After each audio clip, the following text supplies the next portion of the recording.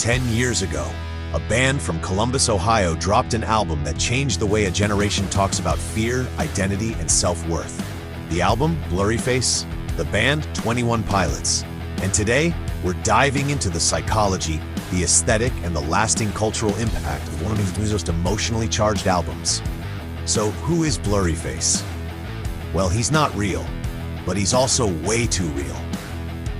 Blurryface is the name lead singer Tyler Joseph gave to his insecurities, his inner critic, a fictional villain haunting nearly every track on the album.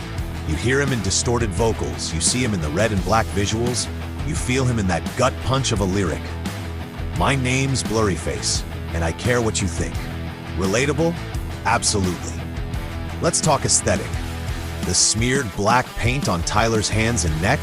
That's no gimmick. It symbolizes the places where insecurity physically grips him. The color red, urgency, conflict, identity crisis. Every visual in this album tells a story of struggle, of being seen, of being terrified to be seen. And fans? They didn't just listen, they related, they mirrored it, they wore it. Let's break down a few tracks.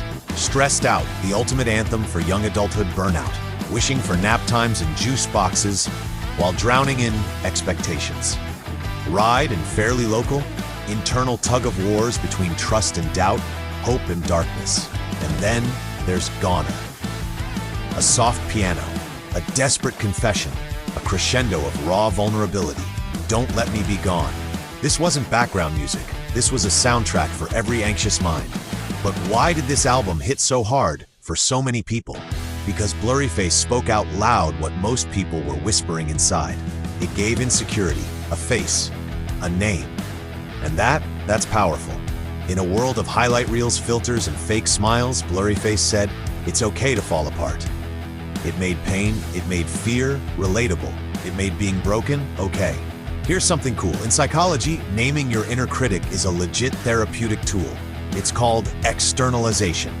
Tyler Joseph didn't just write music, he modeled how to cope. By naming Blurryface, he created emotional distance from him. That voice in your head, it's not you, it's just Blurryface. Millions of fans took that concept and started healing. Now, 10 years later, Blurryface is trending again. Why? Because the message still matters. We're still battling identity. We're still asking, am I good enough? And music like this gives us the words. It's not about going back. It's about remembering what helped us survive. Blurryface wasn't just an album. It was a mirror.